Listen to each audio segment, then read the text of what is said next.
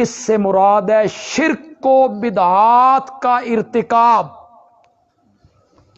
شرک کر رہا ہے، بدعات کا ارتکاب کر رہا ہے. جب بدعت کا ارتکاب ہوتا ہے بظاہر وہ کتنا خوبصورت نظر آتا ہے، بدعت بظاہر بڑی خوبصورت نظر آتی. اسی لیے تو ہمیں جب ہم تردید کرتے ہیں تو لوگ ہمیں جواب میں کہتے ہیں درود نہیں پڑھن دیں. یہ میت کے گھر بیٹھ کے تیسرے دن اگر گٹھڑیوں پہ کلمہ پڑھیں، کلمہ پڑھنا گناہ ہے جی. یہی تو لوگوں کو دھوکہ لگ گیا. کمال ہے جی. اور میں کئی مرتبہ یہ بات کہتا ہوں کہ جو شرک ہے نا، شرک، کوئی مجھے کہے نا بھائی شرک سمجھا، اللہ دی قسم ہے میں 1 دونی 2 تے 2 دونی 4 چند منٹوں میں سمجھا دوں اے شرک ہے. تے کوئی من آکھے نا بھائی بدعت سمجھا، وہ سر میں درد ہو جاتا، اتنی تکلیف ہوتی ہے، کوفت ہوتی ہے. وہ میں بیان کرتا ہوں نا بھائی اندر زہر ہے، بوتل کے اندر زہر ہے، اس پر لیبل لگا ہوا ہے شربت روح افزا. اب لوگوں کو کیا نظر آ رہا ہے؟ شربت. اس کے اندر سے زہر دکھانا آسان ہے. کس طرح زہر دکھاؤں میں؟ وہ تو بظاہر کہے گا کلمہ پڑھ رہا ہوں، صلاۃ و سلام پڑھ رہے ہیں، درود پڑھ رہے ہیں. درود پڑھنا گناہ ہے. حضرت علی رضی اللہ تعالیٰ عنہ نے عیدگاہ میں ایک بندے کو دیکھا وہ نفل پڑھ رہا ہے. عیدگاہ میں نفل پڑھنے جائز نہیں، نہ نماز سے پہلے نہ نماز کے بعد جائز نہیں، گھر میں بھی جائز نہیں. ہاں نماز کے بعد جائز ہیں گھر میں، عیدگاہ میں نہ پہلے جائز ہیں. حضرت علی رضی اللہ تعالیٰ عنہ نے اسے روکا اور فرمایا اللہ تجھے اس پر عذاب دے گا. تو اس نے کہا امیر المومنین نماز پڑھنے پہ عذاب، نفل پڑھنے پہ عذاب دے گا؟ تو حضرت علی رضی اللہ تعالی نے فرمایا نہیں، نبی پاک کی مخالفت کرنے پر عذاب دے گا. یعنی تو وہ کام کر رہا ہے جس کام کا نبی پاک سے ثبوت ہو نہیں. تو نماز پڑھنا کوئی بری بات ہے؟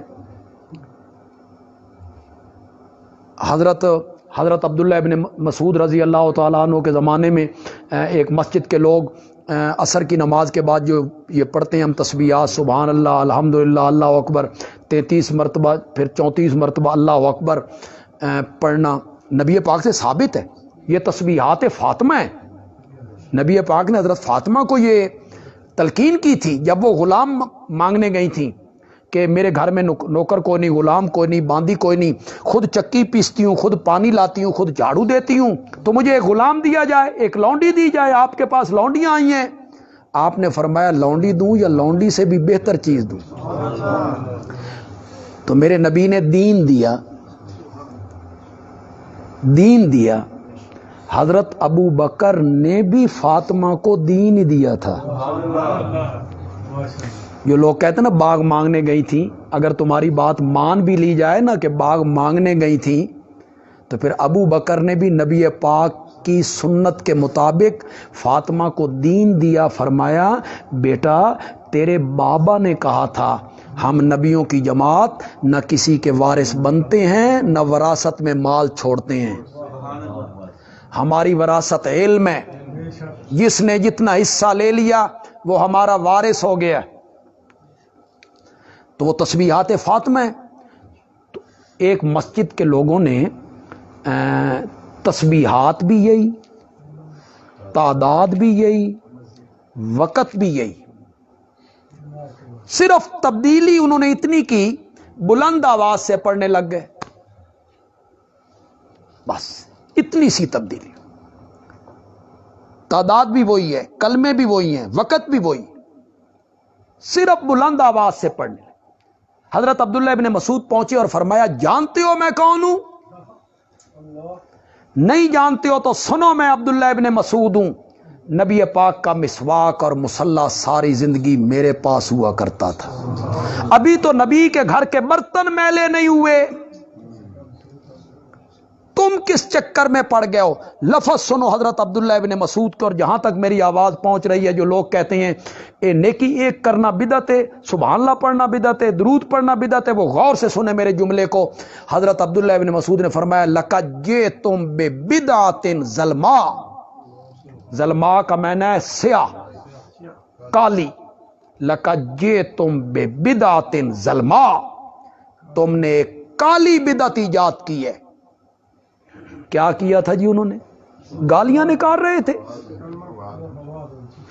सिर्फ तब्दीली इतनी हुई कि नबी मैं आप सुन के हैरान हो जाएंगे, दीन वही है जो मेरे नबी की ज़बान मुक़द्दस से निकले। बस ये कैसे आशिक हैं यार, मैं सही तो नहीं बता सकूंगा लेकिन मफहूम उसका यही होगा। नबी पाक ने एक सहाबी को दुआ सिखाई, उस दुआ में लफ्ज आपने रसूल का बोला या नबी का बोला। उसको जब सिखाई ना, तो जब वो लफ्ज आया या रसूल का लफ्ज था या नबी का, उससे जब आपने दुआ सुनी ना, तो उसने उसके उलट, मसलन आपने नबी का लफ्ज कहा था तो उसने रसूल कह दिया, और अगर आपने रसूल का कहा था तो उसने नबी कह दिया। है कोई फर्क? आपने फरमाया नहीं, वही लफ्ज जो मैंने कहे,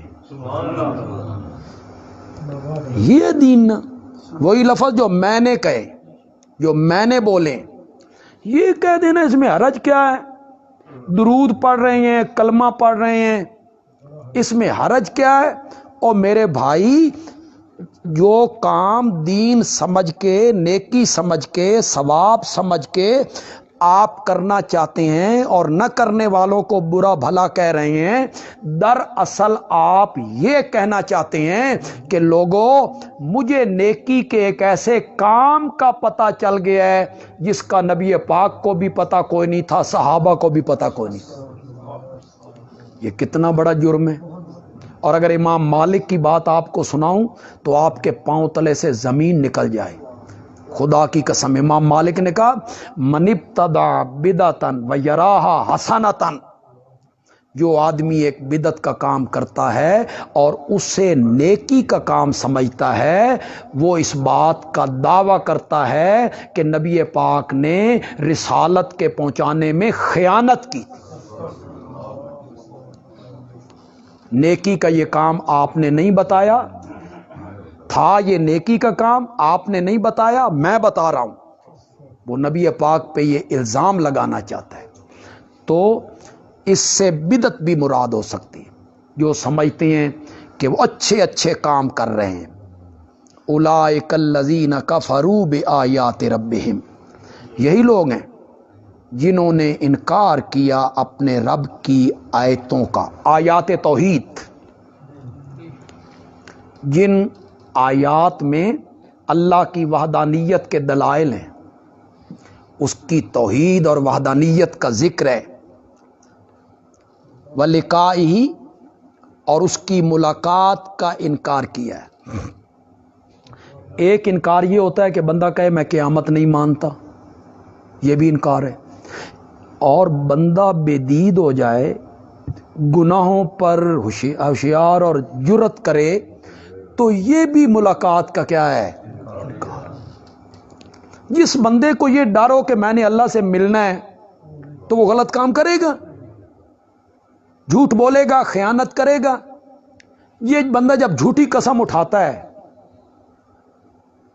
तो उसका क्या ख्याल होता है कि मैंने रब से मुलाकात करनी,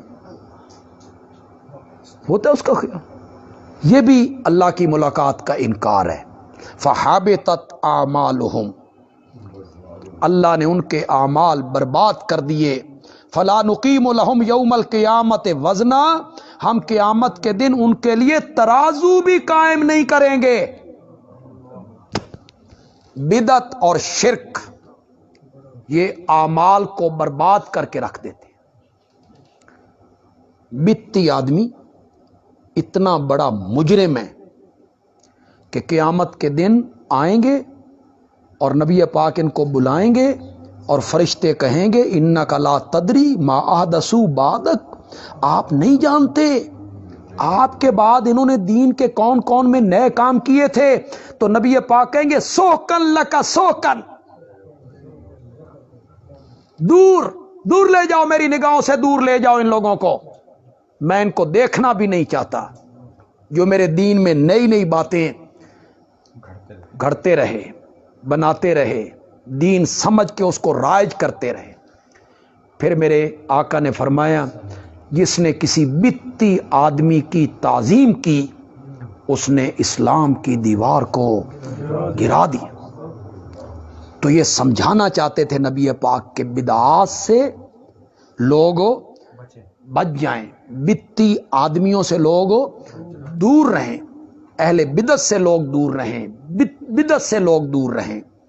حابطت اعمالہم، ان کے اعمال برباد ہیں، ہم قیامت کے دن ترازو بھی قائم نہیں کریں۔ اللہ اکبر۔ ترازو تب قائم کیا جاتا ہے جب دونوں پلڑوں میں رکھنے کے لیے کوئی چیز ہو،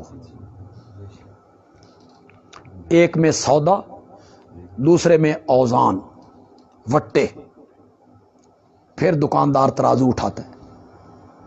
اور اگر ایک پلڑے میں سودا ہو دوسرے میں اوزان نہ ہو تو وہ پاگل ہی ہے نا، وہ دکاندار کو لوگ پاگل کہیں کہ یار ایک میں سودا ہے دوسری میں چیز کوئی نہیں، یہ ترازو قائم کس لیے کر رہے ہو؟ اللہ نے فرمایا ان کے نیکی والے پلڑے میں رکھنے کے لیے چیز کوئی نہیں، شرک نے سارے اعمال کو برباد کر دیا تھا، ایک پلڑے میں برائیاں ہی برائیاں، گناہ ہی گناہ، گناہ ہی گناہ، دوسرا پلڑا ہے ہی خالی، ہم نے ترازو کیوں قائم کر؟ یہ جو ہم لوگ بار بار شرک کے متعلق باتیں کرتے ہیں، ہر درس میں کرتے ہیں، ہر جمعے پہ کرتے ہیں، ہر محفل میں کرتے ہیں، ہر سیمینار میں کرتے ہیں، لوگ ہمیں کہتے ہیں یہ انہوں نے اس تو سوا شے کو نہیں آندی، جب سنو توحید توحید توحید توحید لا الہ الا اللہ۔ میرا خیال ہے کہ مشرک لوگ جو انبیاء کو مجنون کہتے تھے وہ غالباً اسی بنا پہ کہتے تھے، ورنہ نبی سے زیادہ عقل مند کون ہوتا ہے؟ وہ تو بڑے حکمت والے ہوتے ہیں، نبوت کے ملنے سے پہلے بھی معصوم ہوتے ہیں، گناہ کا صدور ان سے نہیں ہوتا، عقل کا فطور کیسے ہو سکتا ہے؟ لیکن غالباً اسی لیے مشرک کہتے تھے اس چوک تے سنو، اس گلی سنو، صبح سنو، شام سنو، دوپہر سنو، اکو ہی گل ہے، او عبد اللہ ما لکم من الہ غیرو، او عبد اللہ ما۔ اس لحاظ سے غالباً وہ انبیاء کو مجنون کہتے تھے، جو فتویٰ آج ہم پہ لگاتے ہیں انہوں نے توحید تو سوا آندھی کوئی شے، یہ شرک شرک کرتے رہتے، اسی لیے کرتے رہتے ہیں بھائی، کوئی بندہ صحیح ہو جائے، انبیاء سے بھی شرک کا اگر صدور ہو، لو فرضیہ، لو اشرکو، اگر بالفرض والمحال میرے نبی بھی شرک کرتے لَحَبِطَ عَنْهُمْ مَا كَانُوا يَعْمَلُونَ۔ اور ایک جگہ پہ نبی پاک کو خطاب کیا وَلَقَدْ أُوحِيَ إِلَيْكَ وَإِلَى الَّذِينَ مِن قَبْلِكَ لَئِنْ أَشْرَكْتَ لَيَحْبَطَنَّ عَمَلُكَ۔ میرے پیارے پیغمبر اگر آپ نے بھی شرک کیا تو ہم آپ کے اعمال بھی ختم کر کے رکھ دیں گے۔ اتنا بڑا جرم تو ہے نا کہ انبیاء سے بھی، جن نبیوں سے صغیرہ گناہ بھی نہیں ہوتا، انبیاء سے صغیرہ گناہ کا صدور بھی نہیں ہوتا، کہ ان سے بھی ارتکاب ہو جائے تو اللہ ان کے اعمال کو کیا کر کے رکھ دے؟ برباد کر کے۔ تو آپ کیا سمجھتے ہیں شرک؟ اور ترمذی کی ایک حدیث ہے، بڑی حوصلہ افزا حدیث ہے، اس پر دلیر بھی بندے کو نہیں ہونا چاہیے، لیکن حوصلہ بڑا ہوتا ہے، حوصلہ بڑا ہوتا ہے، اور رب کی رحمت پہ ہم قربان جاتے ہیں، مولا تو ساڈی قسمت چ لکھ چھڈے، بندے تو تیرے اور بھی ہیں، دولت بھی ہے، ملیں بھی ہیں، سب چیز ہے، مولا تو نے ہمارے لیے لکھا ہے۔ ترمذی کی حدیث ہے، ترمذی کی، اے میرے بندے